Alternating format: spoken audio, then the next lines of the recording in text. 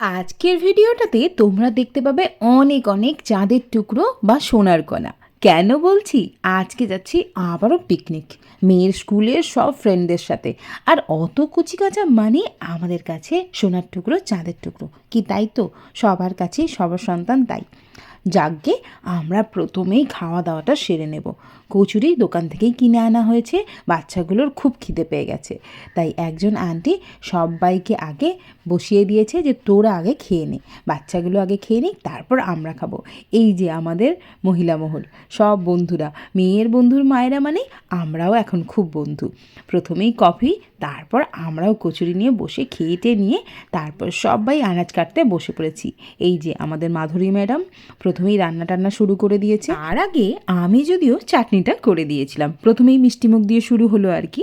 তারপর এদিকে আনাজ কাটা তো চলছে, আর ওদিকে বাচ্চাগুলো দেখো কি মজাই না করছে, কাদা ঘাঁটছে, ছুটোছুটি করছে, আরও কত কি। আসলে বাঁধাগুলো ছাড়া পেয়েছে না, সেই জন্য ওরা আজকে কি করবে তার ঠিক করতে পারছে না। এদিকে আমাদের মাছের মাথা দিয়ে বাঁধাকপি রেডি। মাধুরী ম্যাডাম একটুখানি ক্লান্ত হয়ে গেছে, তাই মৌমিতা ম্যাডামও বসে পড়েছে। এখন ভাজা হবে পাঁপড় আর পাকোড়া। পাঁপড়গুলো ভাজার পরই আমি বসে পড়েছিলাম পকোড়া ভাজতে, কারণ বাচ্চাগুলোর খুব খিদে পেয়ে গেছিলো। সবাই তো ওই একটা করে কি দুটো করে কচুরি খেয়েছে, তারপরেই ছুটোছুটি শুরু, মানে খিদে পেয়ে গেছে অলমোস্ট। তাই ওদের জন্য প্রথমেই পকোড়া আর একটু পাঁপড় ভেজে দেওয়া হচ্ছিল, যাতে ওরা একটুখানি খেয়ে পেটটা একটু ভরাতে পারে আর কি। পকোড়াগুলো লাল লাল করে ভেজে তুলে দিচ্ছি, আর এক এক করে সবাইকে সার্ভ করে দেওয়া হয়ে যাচ্ছে। যেই বলা হয়েছে বাচ্চাগুলোকে পকোড়া আর পাঁপড় ভাজা হচ্ছে, সবাই তো হই হই করে ছুটে চলে এসে হাত ধুয়ে বসে পড়েছে। দেখো সবাই দেখাচ্ছে কিন্তু কে কটা পকোড়া খাচ্ছে। ওদের তো যা মজা হয়েছে তার বলার অপেক্ষা রাখে না। আর ওদের মজার জন্যই সত্যি কথা বলতে কি পিকনিকটা করা। বাচ্চাগুলোর খাওয়া দাওয়ার পর আমরা বসে পড়েছিলাম চিকেন পকোড়া নিয়ে। আর ওদিকে বাচ্চাগুলো উদুম নাচ শুরু করেছিল। গান না চালালে কাউকে ঠিক রাখা যাচ্ছিল না, কারোর রাগ হয়ে যাচ্ছে, কারোর আবার অভিমান হয়ে যাচ্ছে।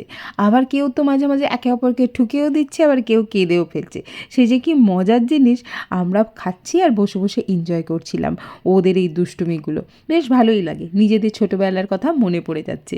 ওদিকে কিন্তু চিকেনও বসে গেছে, মৌমিতা ম্যাডাম বসিয়ে দিয়েছে চিকেন, বেশ ভালো করে কষিয়ে কষিয়ে রান্না কিন্তু করা হচ্ছে। আর যেহেতু লোহার কড়াইতে রান্না হচ্ছিল আর খুন্তিটাও ছিল বেজায় ছোট, সেই জন্য কেউই একভাবে কড়াটা নাড়াতে পারছিল না।